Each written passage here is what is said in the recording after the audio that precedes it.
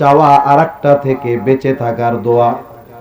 চাওয়ার দোয়ার মধ্যে সর্বশ্রেষ্ঠ দোয়া হলো সিরাতে মুস্তাকিমের উপরে অটল অবিচল থাকার দোয়া আল্লাহ তাআলার কাছে করা।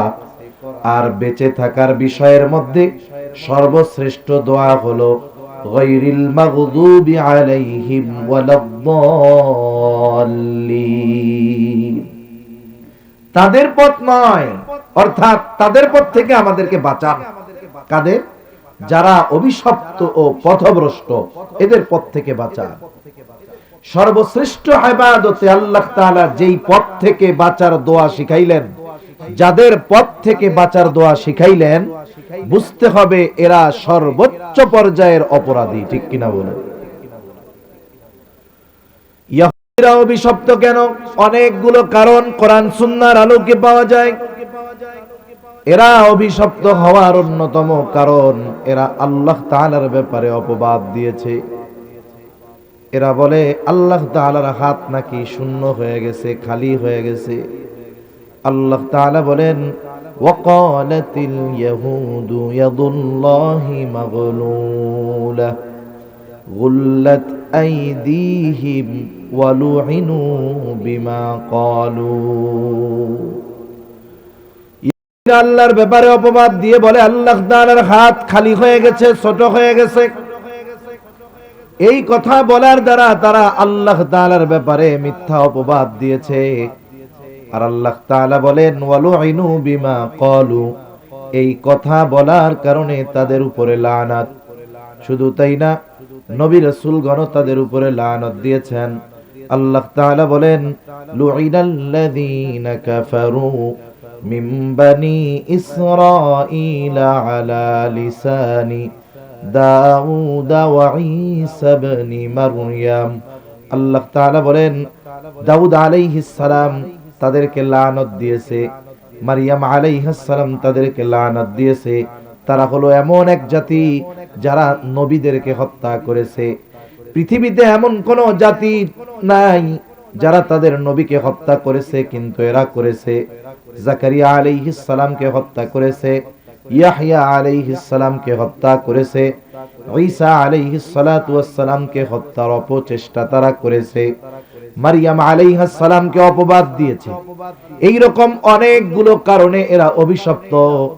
আমি যেই আয়াতগুলো আপনাদের খিদমতে তিলাওয়াত করেছি, এই আয়াতগুলোর আলোকে আরো কয়েকটা বিষয় ইনশাআল্লাহ আমরা আলোচনা করব। তবে মূল কথা বোঝার আগে কয়েকটা কথা একটু জেহেন দিয়ে খেয়াল দিয়ে শুনলে আমাদের বাকি কথাগুলো আশা করা যায় বুঝতে সহজ হয়ে যাবে। এই যে বনি ইসরাইলীরা, এদের আদি নিবাস ছিল ফিলিস্তিন। ইব্রাহিম আলাইহিস সালাতু ওয়াস সালামের এক সন্তান ইসমাঈল আলাইহিস সালাম। ইসমাঈল আলাইহিস সালামের আরেক ভাই ছিল। ইসমাঈল আলাইহিস সালামের ভাই ছিল ইসহাক আলাইহিস সালাম। ইব্রাহিম আলাইহিস সালামকে পরে আল্লাহ তাআলা আরেকটা সন্তান দিয়েছেন ইসহাক আলাইহিস সালাম। ইসহাক আলাইহিস সালামের ছেলের নাম ইয়াকুব আলাইহিস সালাম। তাহলে ইয়াকুব আলাইহিস সালামের দাদা হলো ইব্রাহিম আলাইহিস সালাম।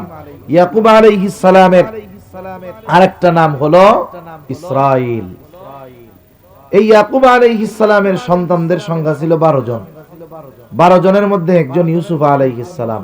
এই 12 সন্তানের মধ্যে একজনের নাম ছিল ইহুদা অথবা ইহুজা। এখান থেকেই বনি ইসরাইলের ইহুদি গোত্র। আর ইহুদি ধর্ম হিসাবে প্রসিদ্ধি লাভ করেছে মুসা আলাইহিস সালামের সময়, মুসা আলাইহিস সালামের মাধ্যমে। তা আপনারা ইউসুফ আলাইহিস সালামের ঘটনা জানেন। ইউসুফ আলাইহিস সালাতু ওয়াস সালাম কুয়ার মধ্যে ফালায়া দিছে। এক সময় জেল খাইটা ইউসুফ আলাইহিস সালাম মিশরের সর্বোচ্চ পাওয়ারের অধিকারী হয়েছে। ওই সময়টাতে গোটা আরবের মধ্যে দুর্ভিক্ষ চলতেছে। ইউসুফ আলাইহিস সালাম ওই যে বাদশার দেখা স্বপ্নের ব্যাখ্যা দিয়ে দিয়েছিলেন, এই ব্যাখ্যার আলোকে বাদশা আগের থেকেই যেই 7 বছর ফসল ভালো হয়েছে এত পরিমাণ সে সংরক্ষণ করছে, গুদামজাত করছে, যে দুর্ভিক্ষের সময় সে তার নিজের দেশের চাহিদা পূরণ করেও আশেপাশের দেশের মানুষকে খাদ্যশস্য দিতে পারছে। যখন ইয়াকুব আলাইহিস সালামের অন্যান্য সন্তানেরা জানতে পারছে যে মিশরে এরকম অবস্থা, তাদের সম্পদের অভাব নাই, খাদ্যশস্যের অভাব নাই, তাদের কাছে গেলে এগুলো পাওয়া যাবে, ওরা 10 জন আসছে। ইউসুফ আলাইহিস সালাম ওই 10 ভাইকে চিনে ফেলছে, আর এক ভাইকে ইয়াকুব আলাইহিস সালাম ওদের সাথে যাইতে দেয় নাই, চিনে ফেলছে। তা যাই হোক, সর্বশেষ উভয়ের সাথে পরিচয় হলো। ইউসুফ আলাইহিস সালাম সবাইকে মাফ করে দিলেন। ইউসুফ আলাইহিস সালাম বাবাকে বললেন যে আপনি সকলকে নিয়ে ফিলিস্তিন থেকে তথা জেরুজালেম থেকে মিশরে হিজরত করে চলে আসেন। কেন?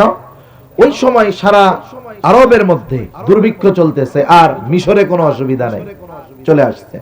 দীর্ঘকাল বনি ইসরাইল এখানে থাকছে। একটা সময় কিপ্তি বংশ বনি ইসরাইল বংশের উপরে প্রভাব বিস্তার করেছে। ফেরাউন বাদশা হইছে, এরপরে মুসলমানদের উপরে জুলুম অত্যাচারের মাত্রা বাড়ায়া দিয়েছে। এদিক দিয়ে আল্লাহ তাআলা ফেরাউনের ওই গণহত্যার মধ্য দিয়ে মূসা আলাইহিস সালামকে দুনিয়ায় পাঠাইলেন। মূসা আলাইহিস সালাম নবুয়ত পাইলেন। এক সময় আল্লাহ তাআলা নির্দেশ দিলেন, আপনি গিয়া ওই ফেরাউনকে দাওয়াত দেন যে নিজের রব বইলা দাবি করে। মূসা আলাইহিস সালাম এসে দাওয়াত দিবেন। অবস্থা কি? অবস্থা হলো, রবের দাওয়াত দেওয়ার পরে ফেরাউন অহংকার বশত ওই দাওয়াতকে অস্বীকার কইরা উল্টা বলে, তোমাদের রব আবার কে? আমি হইলাম বড় রব, আনা রাব্বুকুমুল আ'লা। ক্বালা ফামার রাব্বুকুমা ইয়া মূসা, হে মূসা তোমাদের রব কে? আমি তো বড় রব। এইবার সর্বশেষ তার অবাধ্যতা যখন চূড়ান্ত পর্যায়ে পৌঁছায় গেল, আল্লাহ তাআলা নির্দেশ দিলেন, পয়গম্বর মূসা আপনি বনি ইসরাইলদেরকে নিয়ে মিশর ছেড়ে চলে যান। অনেকগুলো উদ্দেশ্য আল্লাহ তাআলার ছিল, এর মধ্যে গুরুত্বপূর্ণ দুইটা উদ্দেশ্য। একটা হলো আল্লাহ তাআলা চাইলেন বনি ইসরাইলদেরকে এই ফেরাউনের জুলুম থেকে নিষ্কৃতি দিবেন। দুই নাম্বার, ওই যে জেরুজালেম, বনি ইসরাইলের আদি নিবাস যেখানে ছিল, ওই জেরুজালেমের কর্তৃত্ব আল্লাহ তাআলা বনি ইসরাইলদের হাতে তুলে দিবেন। আর ওই সময়টাতে দুনিয়ার সর্বাধুনিক শহর ছিল জেরুজালেম, এবং দুনিয়ার অন্যতম উর্বর জমি ছিল ওই জেরুজালেম। আল্লাহ তাআলার নির্দেশে মূসা আলাইহিস সালাম বনি ইসরাইলদেরকে নিয়ে রাতের বেলায় সাগর পাড়ে চলে আসছেন পার হওয়ার জন্য। ফেরাউনও পিছনে পিছনে আসছে। সকাল বেলায় এক দল আর এক দলকে দেখতেছে। ফেরাউন তো চিন্তা করে আজকে শেষই কইরা দিব, আর ওরা চিন্তা করতেছে আজকে আর বাঁচার কোনো উপায় নাই। আল্লাহ তাআলা সেই কথা কোরআনুল কারীমের মধ্যে বলেন। আল্লাহ তাআলা বলেন, ফালাম্মা তারা আল জামাআনি ক্বালা আসহাবু মূসা ইন্না লামুদরাকুন। আল্লাহ তাআলা বলেন, যখন এক দল অপর দলকে দেখতে পাইল, ক্বালা আসহাবু মূসা ইন্না লামুদরাকুন, মূসা আলাইহিস সালামের সাথীরা বলতেছে, মূসা ধরা পড়ে গিয়েছি, মূসা আজকে আর বাঁচার কোনো উপায় নাই, ধরা তো পড়ে গেছি। কারণ সামনে এরা, আরেক দিকে সমুদ্র, হয়তো এদের অস্ত্রের আঘাতে মরতে হবে, নাইলে সমুদ্রে পড়ে মরতে হবে, আজকে আর বাঁচার কোনো উপায় নাই। মূসা আলাইহিস সালাম তো নিজের বুদ্ধিতে আসেন নাই, এই পথে মূসা আলাইহিস সালামকে আসার নির্দেশ যিনি দান করেছেন তিনি কে? আল্লাহ তাআলার কথা অনুযায়ী আসছে। মূসা আলাইহিস সালাম তাদের এই কথার বিপরীতে জবাব দিচ্ছেন। এরা বলে, ইন্না লামুদরাকুন, মূসা ধরা পড়ে গিয়েছি। আর মূসা আলাইহিস সালাম বলেন, ক্বালা কাল্লা, কখনোই ধরা পড়ব না। কেন ধরা পড়ব না? এই প্রশ্ন করার আগেই তিনি জবাব দিয়ে কেমন যেন জানায়া দেন, ধরা পড়ব না এর কারণ হলো, ফেরাউন যত সৈন্য নিয়ে আসুক না কেন, তার সাথে যত সৈন্য সামন্ত থাকুক না কেন, আমাদের সাথে হয়তো অস্ত্র নাই, লোকবল নাই, শক্তি নাই, তবে ধরা পড়ব না এর অন্যতম কারণ হলো, ইন্না মাইয়া রব্বি, আমার সাথে আমার রব আছে। আরে রব যদি সাথে থাকে, দুনিয়ার সব যদি বিপক্ষে চলে যায়, কোনো কিছু আসে যায় না। হিজরতের সময় রাসূলুল্লাহ সাল্লাল্লাহু আলাইহি ওয়াসাল্লাম মক্কা থেকে মদিনা হলো উত্তর দিকে, নবীজি কৌশলগত কারণে রওনা দিয়েছেন দক্ষিণ দিকে।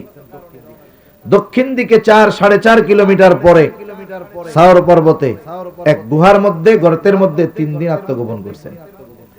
কাফেররা কতটা জিনিয়াস ছিল, চতুর ছিল, যে ওরা খুঁজতে খুঁজতে ঠিকই দক্ষিণ দিক গর্তের একেবারে কাছে গিয়ে হাজির।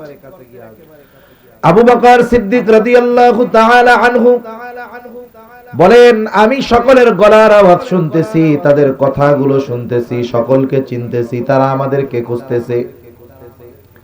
আবু বকর সিদ্দিক রাদিয়াল্লাহু তাআলা আনহু বলেন, বেশি দূরে যাওয়া লাগবে না, ওরা যদি শুধু ওদের নিজেদের পায়ের দিকে তাকাইতো, আমাকে আর রাসূলুল্লাহ সাল্লাল্লাহু আলাইহি ওয়াসাল্লামকে দেখতে পারতো। এত কাছে। এই সময় আবু বকর সিদ্দিক রাদিয়াল্লাহু তাআলা আনহু প্রচন্ড ভীত, চিন্তিত। মানুষ যখন অসুস্থ থাকে, চিন্তিত থাকে, ভীত থাকে, তার চেহারায় এইটার ছাপ পাওয়া যায় কি যায় না? আর যদি কাছের মানুষ হয়, এটা আরো সহজে বোঝা যায়। রাসূলুল্লাহ সাল্লাল্লাহু আলাইহি ওয়াসাল্লাম বুঝতে পারলেন আবু বকর চিন্তিত, ভীত, কিন্তু আবু বকর নিজের জীবন নিয়ে শঙ্কিত, চিন্তিত, ভীত নয়। কারণ আবু বকর হলো খাঁটি আশিকে রাসূল। আবু বকরকে যদি 100 জীবন দেওয়া হতো, আর 100 জীবন যদি আল্লাহর নবীর জন্য কোরবান করতে বলা হতো, আবু বকর নির্দ্বিধায় নবীর মোহাব্বতে ওই 100 জীবন হাসি মুখে 100 বার কোরবান করে দিত। আর আমাদের পরিস্থিতি বলি কি, আমাদের পরিস্থিতি অন্যদের না, আমাদেরটা কই। আমাদের পরিস্থিতি হইলো, আমরা যদি কই নবীর লাইগা জীবন দিবেন, সবাই 4 হাত পা উঁচা করে কইব জীবন দিয়া দিব। যদি কই জীবন দেওয়া লাগবে না, নবীর সুন্নতের উপরে চইলেন, তাইলে মনে মনে কইব হুজুর জীবন লাগলে দিমু, তুমি সুন্নতের উপরে চলতে পারো না। আমাদের আশিকে রাসূলদের অবস্থায় লইটা। রাসূল আকরাম সাল্লাল্লাহু আলাইহি ওয়াসাল্লাম তখন বুঝতে পারলেন আবু বকর চিন্তিত, ভীত। আল্লাহ তাআলা দুইজনের মধ্যে কি কথোপকথন হয়েছে দুনিয়ার কেউ শুনেন নাই, কিন্তু আল্লাহ তাআলা শুনছেন। দুইজনের কথাবার্তা কি হইল, সেই কথাটাও আল্লাহ তাআলা কোরআনুল কারীমের মধ্যে জানায়া দেন। নবীজি আবু বকরকে বলতেছে, লা তাহজান ইন্নাল্লাহা মা'ানা। ও আবু বকর, ওরা যত কাছে আসুক না কেন, তুমি চিন্তা কইরো না, ভয় পাও না। এই গর্তের মধ্যে শুধু তুমি আর আমি দুইজন, তা নয়, ইন্নাল্লাহা মা'ানা, আমাদের দুইজনের সাথে যিনি আছেন তিনি কে? মূসা আলাইহিস সালাম বললেন, ইন্না মাইয়া রাব্বি, আমার সাথে রব আছে, সায়াহদিন, যিনি পথ দেখায়া এই পর্যন্ত আনছে, তিনি বাকি পথটাও এখনই দেখায়া দিবে। আল্লাহ তাআলাও পথ দেখায়া দিলেন।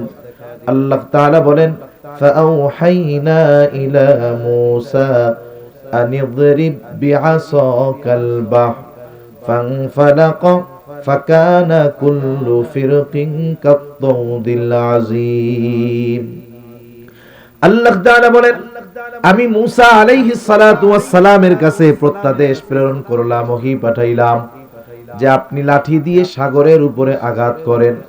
মূসা আলাইহিস সালাম কারণ জিজ্ঞাসা করলেন না, আল্লাহ লাঠি দিয়া বাড়ি দিলে কি হবে?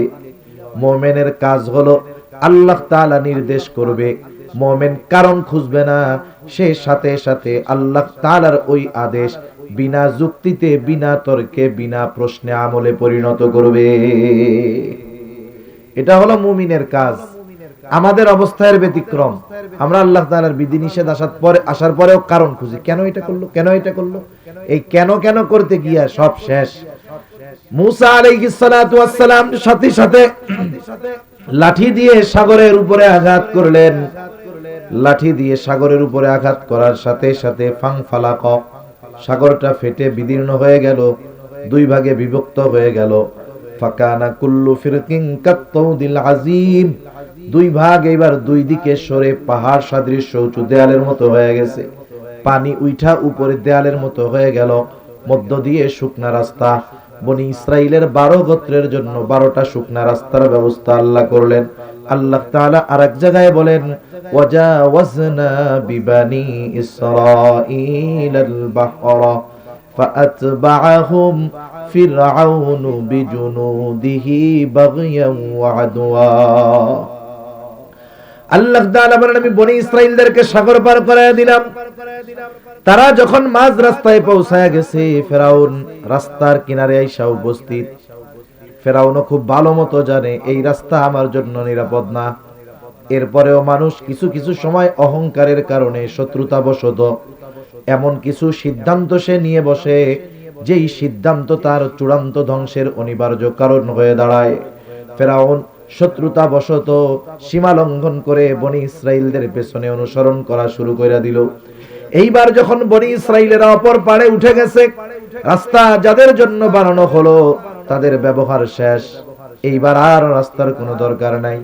আল্লাহ তাআলা পানিকে নির্দেশ দিলেন, পানি আগের অবস্থায় ফিরে যাও।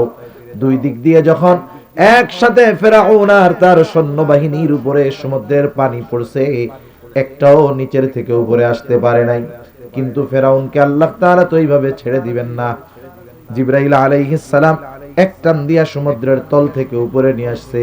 এবার হাবুডুবু চুবনি চলতেছে। ফেরাউন বুঝতে পারছে এখন আমার খোদাইগিরি শেষ।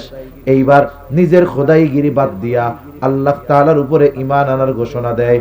আল্লাহ তাআলা বলেন, হাত্তা ইযা আদরাকাহুল গরকু ক্বালা আমানতু আন্নাহু লা ইলাহা ইল্লাল্লাযী আমানাত বিহি বানু ইসরাঈল ওয়া আনা মিনাল মুসলিমিন।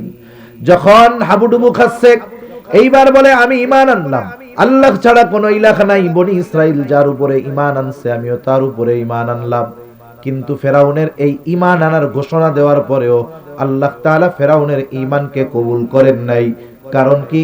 কারণ হলো আল্লাহ তাআলা যখন কোন সম্প্রদায়ের উপরে গজব দেন, আযাব দেন, ওই গজব আযাব আসার আগে যদি তারা ঈমান আনে ওই ঈমান কবুল করা হয়। কিন্তু গজব যখন চলে আসে, তার উপরে যখন আযাব গজব পতিত হয়, তখন যদি ঈমান আনার ঘোষণা 100 বারও দেয়, ওই ঈমান আল্লাহ তাআলা কবুল করেন না। যেমন ইউনূস আলাইহিস সালামের সম্প্রদায় যখন ঈমান আনে না, দিন যায় তাদের অবাধ্যতা বাড়তেছে, আল্লাহ তাআলা ইউনূস আলাইহিস সালামকে জানাই দিলেন 3 দিন পরে ওদের উপরে গজব আসবে। ইউনূস আলাইহিস সালামও বললেন যে তোমাদের এই সীমালঙ্ঘনতার কারণে আল্লাহ তাআলা 3 দিন পরে তোমাদের উপরে গজব দিবে, 3 দিন টাইম তোমাদের। এমনিই তো অবাধ্য, যখন গজবের কথা বলছে অবাধ্যতা আরো বাড়ছে। এই 2 দিন খুব জ্বালাইছে ইউনূস আলাইহিস সালামকে। ইউনূস আলাইহিস সালাম যখন দেখলেন গজবের খবর দেওয়ার পরে এদের অবাধ্যতা আরো বাড়ছে, তাইলে এগুলার আর পরিবর্তনের কোনো সম্ভাবনা নাই। উনি অতীতের বিষয়গুলোকে খেয়াল করে, কারণ আল্লাহ তাআলা যখন কোথাও গজব দেন ওই এলাকার ইমানদার এবং নবীদেরকে আগে নিরাপদে সরান, এরপরে আল্লাহ গজব দেন। উনিও চিন্তা করছে আমার ব্যাপারেও তো এই একই হুকুম আসবে, তাহলে আমি আগের থেকেই চলে যাই। উনি এই বিষয়টাকে চিন্তা করে উনি এলাকা থেকে চলে গেছেন আল্লাহ তাআলার পক্ষ থেকে নির্দেশ আসার পূর্বে। এখন পরের দিন সকাল বেলায় ইউনূস আলাইহিস সালামের সম্প্রদায় ইউনূস আলাইহিস সালামের বাড়িতে গেছে, আজকে তো গজব আসবে, হ্যাঁ, একটু টিটকারি মিটকারি করার জন্য। কিন্তু যায় দেখে বাড়ির দরজা টরজা বন্ধ, কেউ নাই। তারা চিন্তা করতেছে এতকাল ইউনূসকে আমরা কষ্ট দিলাম, ইউনূস কখনো আমাদেরকে ছেড়ে যায় নাই, আজকে কোথায় গেল? কয়েকজনকে পাঠাইছে, যাও আশেপাশে একটু খোঁজ খবর নিয়ে দেখা আসো কোথাও আছে নাকি। আশেপাশে সব জায়গা থেকে খোঁজ খবর নিয়ে আসার পরে জানাইলো না না, ইউনূস আলাইহিস সালামের কোনো খবর নাই, পাওয়া যায় না, কোথাও তার খবর নাই। এইবার ওদের অন্তরের মধ্যে ভীতি সঞ্চার হলো। ওরা চিন্তা করতেছে সত্যই তাইলে গজব আসবে। ইউনূস তো মিথ্যা বলে নাই, সত্যই বলছে গজব আসবে। এইবার সকলে তাওবা করলো, ঈমান আনলো, আল্লাহ তাআলার কাছে ক্ষমা চাইলো। গজব আসার আগে ঈমান আনার কারণে আল্লাহ তাআলা তাদের ঈমান কবুল করলেন, তাদেরকে ক্ষমা করলেন এবং আসন্ন গজব তাদের উপর থেকে আল্লাহ উঠায় নিয়ে গেলেন। তাহলে ইউনূস আলাইহিস সালামের সম্প্রদায়ের ঈমান কবুল হইছে কেন? কারণ তারা গজব আসার আগে ঈমান আনার ঘোষণা দিছে। ফেরাউনের ঈমান কবুল করা হলো না কেন? যখন গজবের মধ্যে পড়ছে তখন ঈমান আনার ঘোষণা দিছে। এই জন্য ফেরাউনের ঈমান আল্লাহ কবুল করেন নাই। এই যে হাবুডুবু খাইয়া সলিল সমাধি ঘটে গেল তার লোহিত সাগরে, অপর পারে দাঁড়াইয়া বনি ইসরাইল দেখছে কেমন কইরা মুসা আলাইহিস সালামের একটু আগের কথাগুলো বাস্তবে পরিণত হইল। মুসা আলাইহিস সালাম বলছে ধরা কখনোই পড়বো না, যেহেতু মইরাই গেছে ধরা পড়বো কেমনে আর। এরপরে বলছে আল্লাহ রাস্তা দেখায়া দিবে, আল্লাহ রাস্তাও দেখায়া দিছে। এখন বলেন তো এই রকম দৃশ্য যারা সচক্ষে অবলোকন করেছে, দেখেছে, এই মানুষগুলোর আল্লাহ এবং তার রাসূলের উপরে সর্বোচ্চ আনুগত্যশীল হওয়ার দরকার ছিল কি ছিল না? কিন্তু আফসোস, এদের মধ্যে অধিকাংশ ছিল অকৃতজ্ঞ, সর্বোচ্চ পর্যায়ের অকৃতজ্ঞ। ফেরাউন মরছে, এখন খোলা মাঠে বলে মুসা আমরা মিশরেই ভালো ছিলাম। কেন? ওইখানে তো আমাদের কমপক্ষে বাড়ি ঘর দরজা ছিল আর কি, এখানে তো থাকার কিছু নাই, ছাদ নাই, রোদে কষ্ট হবে, বৃষ্টিতে কষ্ট হবে। আল্লাহ তাআলা আকাশের মেঘমালাকে তাদের জন্য ছাদ বানায়া দিল। সুবহানাল্লাহ। আবার বলে মুসা এত মানুষ না খাইয়া মরবো, মিশরেই ভালো ছিলাম। বলেন তো, যেই আল্লাহ ফেরাউনের থেকে ওই অবস্থা থেকে সমুদ্রের মধ্যে রাস্তা বানায়া পার করার ব্যবস্থা করে দিতে পারে, ওই আল্লাহ না খাওয়াইয়া মারবে, এটা তো শয়তানেও বিশ্বাস করবে না। কিন্তু সমস্যা হইল অকৃতজ্ঞতা। আল্লাহ তাআলা তাদের জন্য আসমানি খাবারের ব্যবস্থা করলেন। তাহলে প্রথম বড় উদ্দেশ্যটা হাসিল হয়ে গেল। এইবার দ্বিতীয় উদ্দেশ্য হলো জেরুজালেমের কর্তৃত্ব তাদের হাতে ফিরায় দেওয়া হবে। জেরুজালেম ওই সময় দুনিয়ার সবচাইতে আধুনিক এবং উর্বর জমিন ছিল। পৃথিবীর যতগুলো পুরাতন শহর আছে, সব পুরাতন শহরের মধ্যে জেরুজালেম সবচাইতে পুরাতন শহরগুলোর মধ্যে অন্যতম। এই জেরুজালেম, বাইতুল মুকাদ্দাস, কত বাদশা যে ভাঙছে, আবার আল্লাহ এটারে জায়গায় তুলছে। ওই জেরুজালেমে তখন শাসন করত আমালিকা গোত্র। এরা খুব শক্তিশালী ছিল, কারণ দামি জিনিস যদি সহজে পাওয়া যায় মানুষ এটার কদর করে কম, আর যেই জিনিসটা মানুষ পরিশ্রম করে অর্জন করে ওইটা এমনিই কদর করে পরিশ্রমের কারণে। আল্লাহ তাআলা ওদেরকে দিবেন, তবে চাইলেন যে একটু কষ্ট কইরা জিনিসটা অর্জন করুক। তা মূসা আলাইহিস সালাতু ওয়াস সালাম 12 গোত্র থেকে 12 জনকে পাঠায় দিলেন, যাও তোমরা একটু জেরুজালেমের খবরাখবর নিয়ে আসো। 12 জন জেরুজালেম শহরের ভেতরে কেবল ঢুকছে। আপনারা যদি কেউ বর্তমান আধুনিক জেরুজালেম দেখে থাকেন, ওল্ড সিটি আর নিউ সিটি বলে, দেখবেন যেটা ওল্ড সিটি এটার চতুর্দিক দিয়ে দেওয়াল দেওয়া আছে। বাইতুল মুকাদ্দাস বলতে শুধুমাত্র মসজিদটা উদ্দেশ্য নয়, ওই গোটা দেওয়ালের ভিতরে যে এরিয়াটা, এটা পুরোটাই বাইতুল মুকাদ্দাস। এখন ওরা যখন শহরের মধ্যে ঢুকছে, আমালিকা গোত্রের একজন ওনাদেরকে দেখা চিনে ফেলছে যে এরা আমাদের লোক না, বহিরাগত লোক। আমাদের এলাকায় বা আপনাদের এলাকায় নাইজেরিয়ার থেকে যদি কেউ আসে, আপনারা চিনবেন না যে এটা আমাদের এলাকার লোক না। চায়না থেকে যদি কেউ আসে, চিনবেন না, এমনিই চিনবেন। এখন ওরা বুঝতে পারছে তো আমাদের লোক না। ওই একজন এত শক্তি, একাই 12 জনকে বেঁধে বাদশার কাছে নিয়ে গেছে। বাদশাহ এবার পরামর্শ চায় কি করা যায় এদেরকে। কয়েকজন পরামর্শ দিয়েছে, বাদশাহ এক কাজ করেন, এদের আপনি ছেড়ে দেন। ছেড়ে দিলে লাভ কি হবে? বলে এদের যদি আমাদের দেশ আক্রমণ করার ইচ্ছা থাকে, এরা গিয়ে আমাদের এই শক্তির কথা ওদের গোত্রের কাছে বলবে, ওরা স্বপ্নেও আমাদের এই দেশ আক্রমণ করতে চাইবে না। বাদশা চিন্তা করলো, বুদ্ধি তো সুন্দর। এবার 12 জনকে ছেড়ে দিছে। 12 জন গিয়ে মুসা আলাইহিস সালামের কাছে বলছে যে পয়গম্বর, এলাকা তো সুন্দর, শহর কত সুন্দর, উর্বর জমিন সব ঠিক আছে, কিন্তু ওরা যে এক একজন এত শক্তিশালী যে আমাদের 12 জনকে নির্দ্বিধায় ওরা বেঁধে ফেলছে। মুসা আলাইহিস সালাম বললেন, শোনো, তোমরা তোমাদের গোত্রের কাছে গিয়ে জেরুজালেমের যত ফজিলত আছে সব বলবা, কিন্তু ওরা যে শক্তিশালী এই কথাটা বলার দরকার নাই। মানুষের অভ্যাস কি, যেটা মানা করে ওইটা না করলে ওর আর ভালো লাগে না। 2 জন ছাড়া বাকি 10 জন প্রত্যেকের গোত্রের কাছে গিয়া বলতেছে, কাদের সাথে যুদ্ধ করতে কয় জানো? হ্যাঁ, একজনই 12 জনকে প্যাকেট করে দিয়েছে।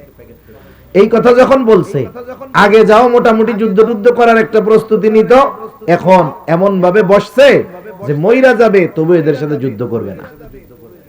মুসা আলাইহিস সালাম তাদেরকে বুঝাইতে গেলেন, কারণ কোন কঠিন বিষয়ের আদেশ যদি আপনি আমি কাউকে করতে চাই, আর তার উপরে যদি আপনার অতীতের কোনো অনুগ্রহ থাকে, আপনি যদি খোটা দেওয়ার জন্য নয়, বরং এই নতুন আদেশটা সে যেন মান্য করে, এই জন্য অতীতের অনুগ্রহের কথা তাকে স্মরণ করায়া দেন, তাহলে হতে পারে সে চিন্তা করবে যেই মানুষটা আমারে এত কিছু দিল তার জন্য এই কাজটা করতে অসুবিধা কি, ঠিক কিনা বলেন?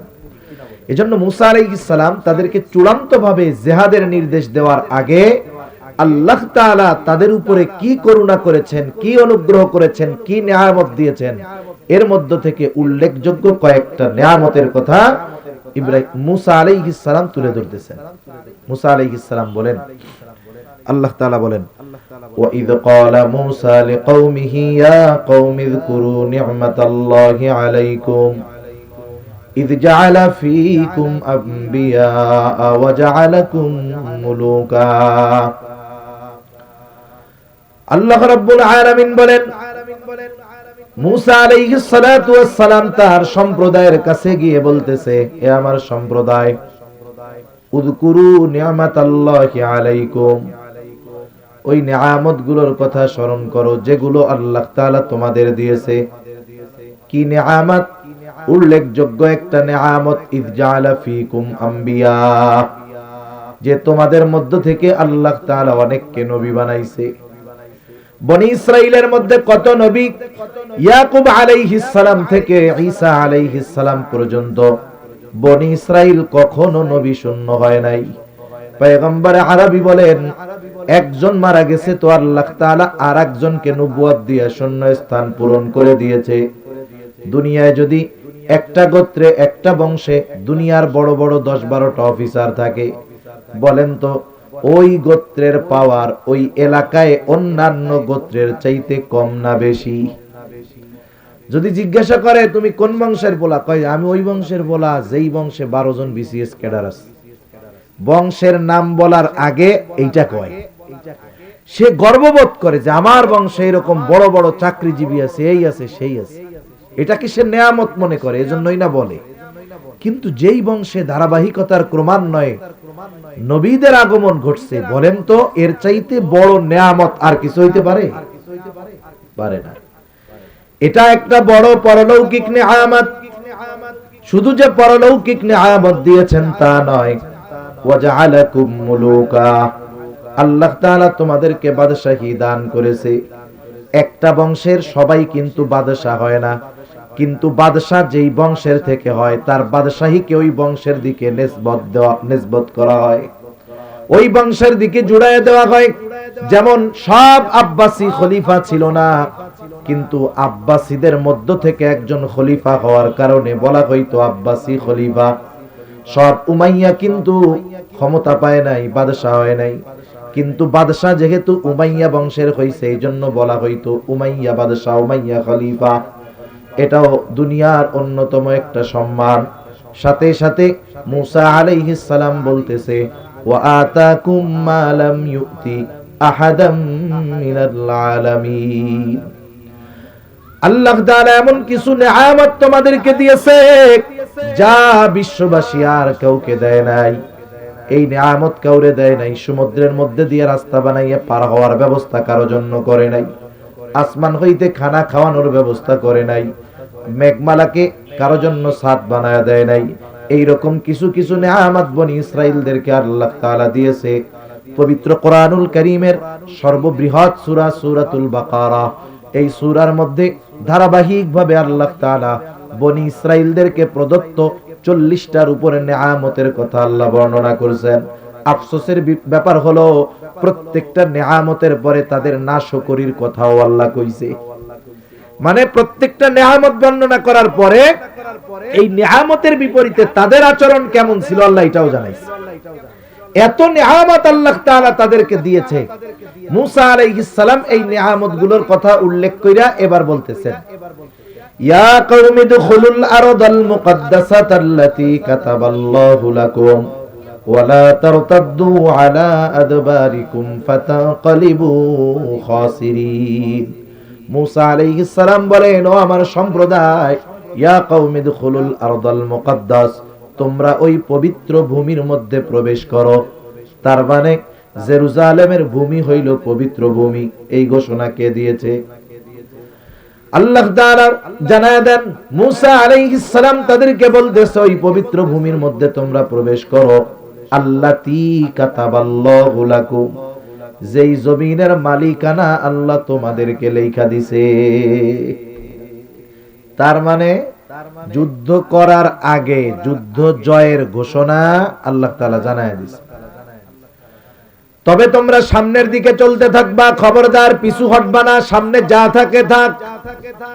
ওয়ালা তারতাদ্দু আলা আদবারিকুম ফাতানকালিবু খাসিরিন, যদি তোমরা পিছু হটো ক্ষতিগ্রস্তদের অন্তর্ভুক্ত হয়ে যাইবা। বনি ইসরাইলের ওরা কেমন যেন মনে মনে কয়, মুসা কি কোন, ক্ষতিগ্রস্তের অন্তর্ভুক্ত তো হবো না, কারণ আমরা যামই না, আমরা যুদ্ধ করবই না, তাহলে ক্ষতিগ্রস্তের আর কি আছে।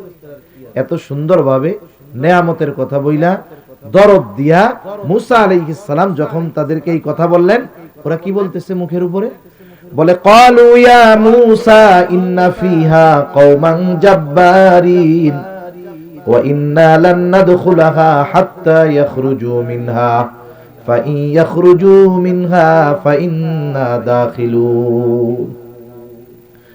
তারা বলে, মুসা ওইখানে একটা শক্তিশালী সম্প্রদায় আছে, ইন্না লান নাদখুলাহা হাত্তা ইয়াখরুজু মিনহা, তারা যতক্ষণ না ওইখান থেকে বের হবে ততক্ষণ আমরা ওইখানে প্রবেশ করব না।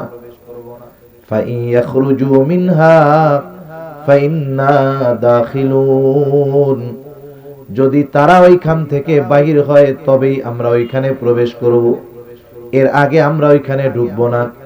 মুসা আলাইহিস সালাম বুঝাইলেন, তাদের অবস্থায় তারা অনড়।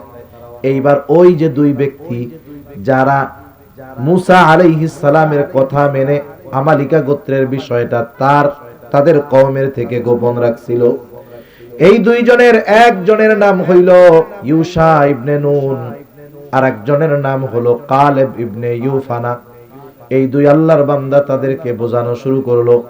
আল্লাহ তাআলা বলেন, ক্বালা রাজুলানি মিনাল্লাযীনা ইয়াখাফুনা আন'আমাল্লাহু আলাইহিম আদখুলু আলাইহিমুল বাব ফাইযা দাখালতুমুহু ফাইন্নাকুম গালিবুন ওয়া আলাল্লাহি ফাতাওয়াক্কালু ইন কুনতুম মুমিনিন।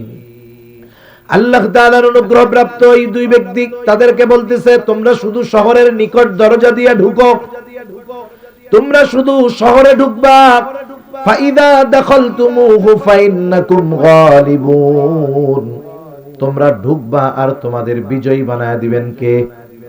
আর একটু জোরে কোন কে? কিন্তু বড় দুর্ভাগ্য তাদের, কেমন কপাল পোড়া চিন্তা করে দেখেন। তারা বলে, না আমরা ঢুকবো না।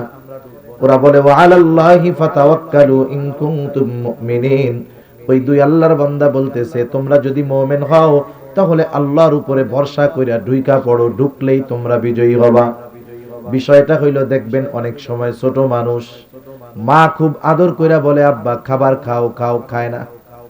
একটু পরে বাবা আইসা বুঝায় যে আব্বা খাও, খাও। দেখবেন মা বুঝিয়ে যখন সন্তানকে খাওয়াইতে পারে না, বাবা যখন বুঝাইতে আসে সন্তান আগের চাইতে আরো বাঁকা বেশি হয়।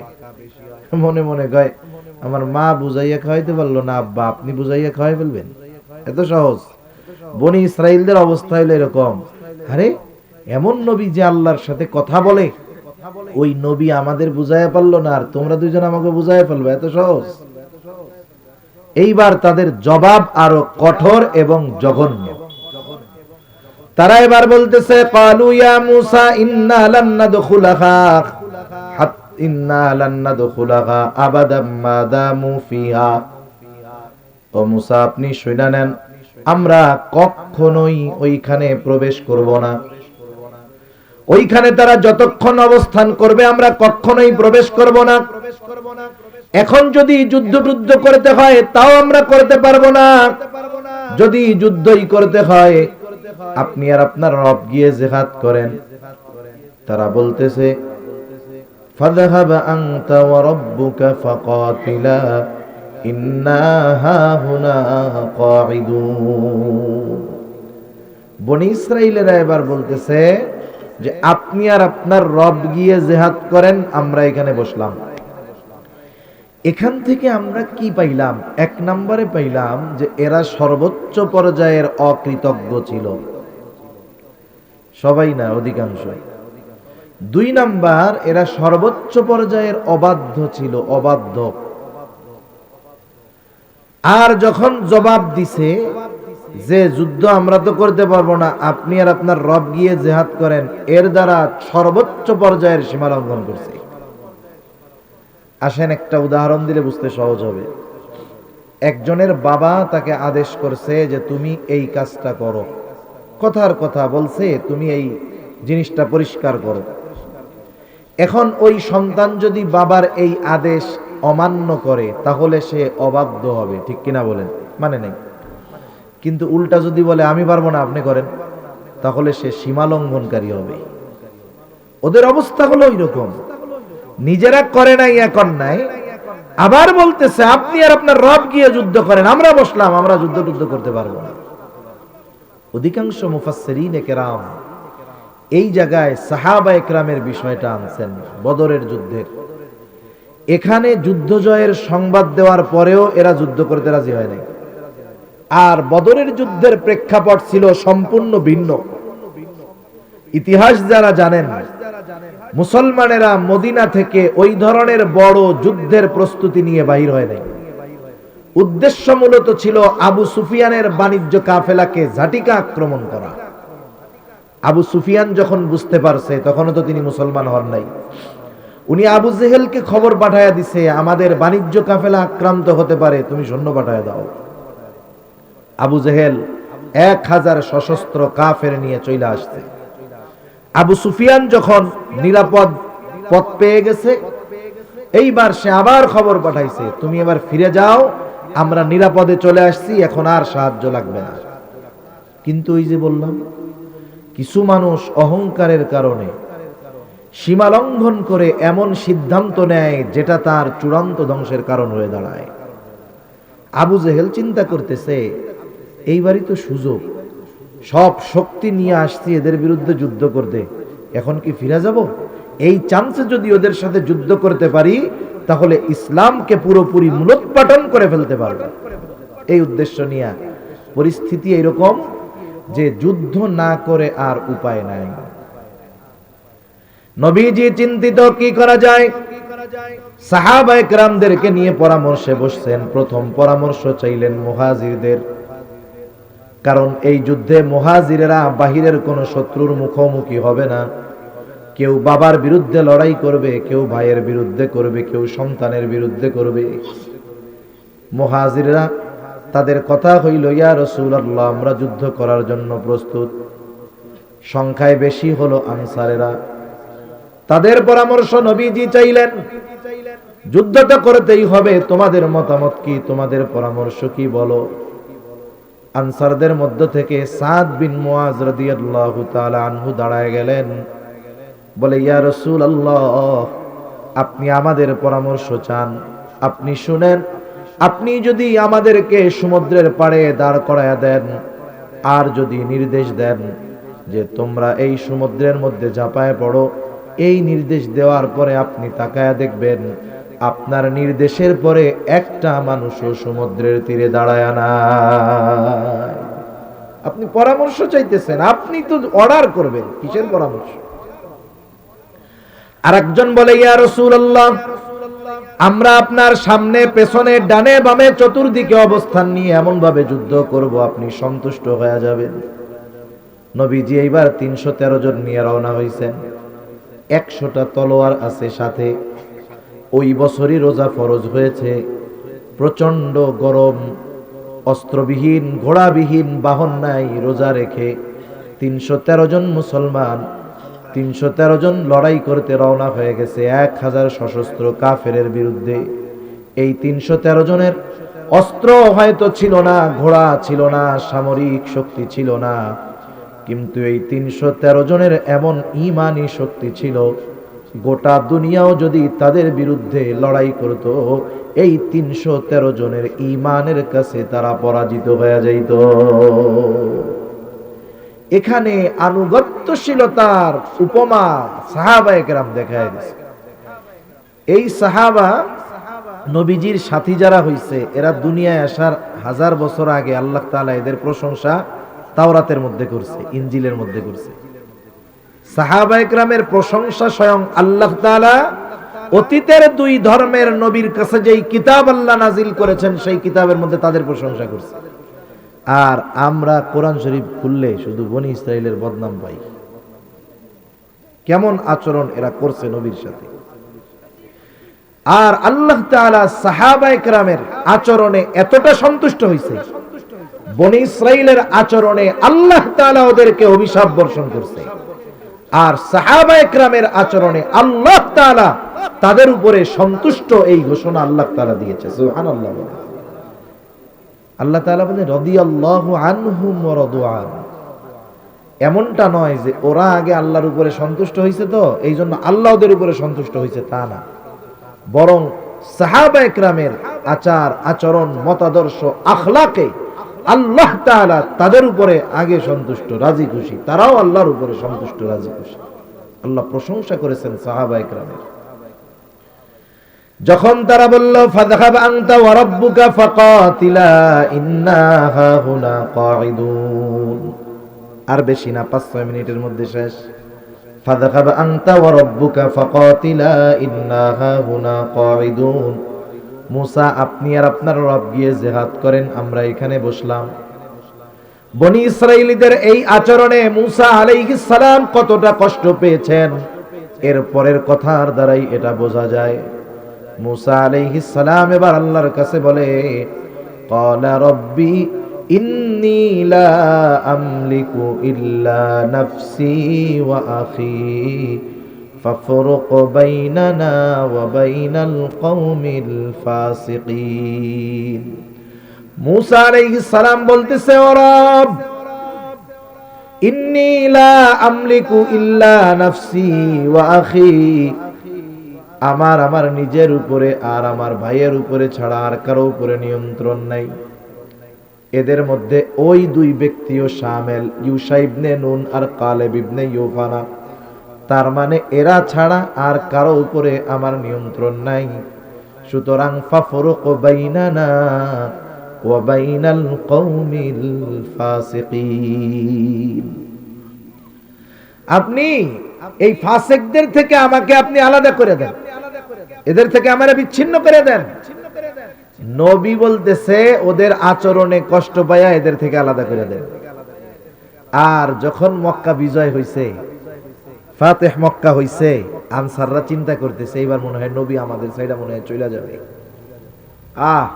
কি মোহাব্বত, কি ভালোবাসা সাহাবায়ে কেরামের নবীর প্রতি, নবীর সাহাবায়ে কেরামের প্রতি।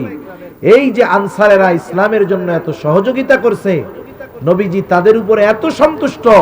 যেই কাবা ছেড়ে যখন হিজরতে নবীজি যাচ্ছেন কত কষ্ট বেদনা যন্ত্রণা অন্তরে নিয়ে গেছেন।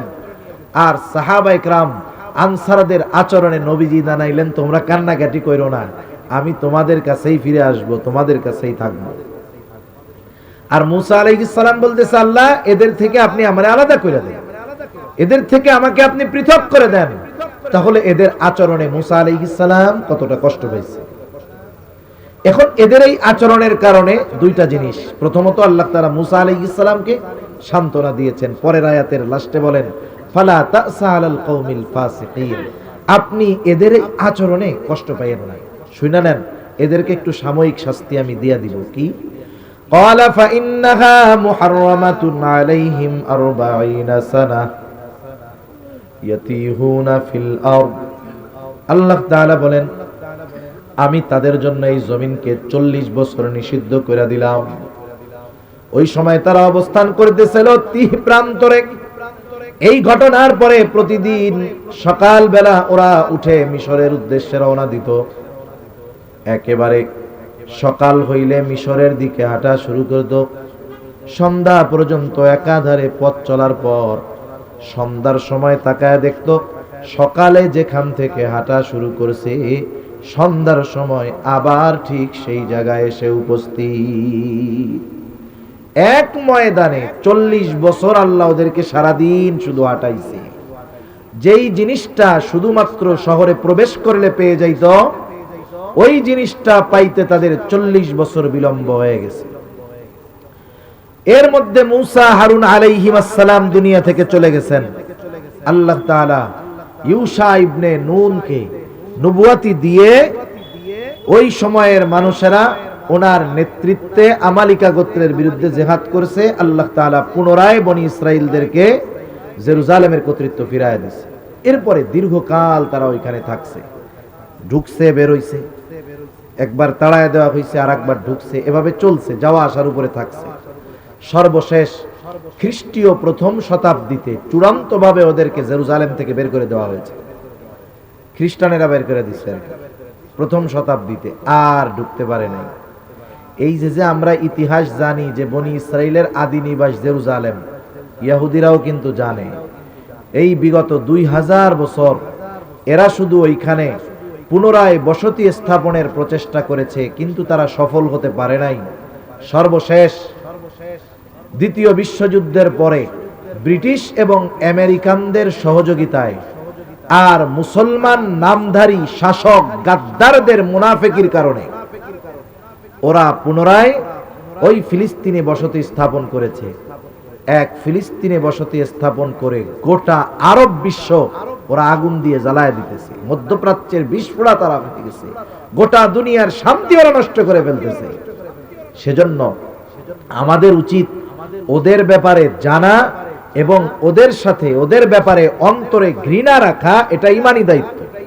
আল্লাহ তাআলা মানা করছেন, ইয়া আইয়ুহাল্লাযীনা আমানু লা তাত্তাখিদুল ইয়াহুদা ওয়ান নাসারা আউলিয়া বা'দুহুম আউলিয়াউ বা'দ। হে ঈমানদারেরা, তোমরা ইহুদি নাসারাদের সাথে বন্ধুত্ব করবা না, কারণ তারা পরস্পর পরস্পরের বন্ধু।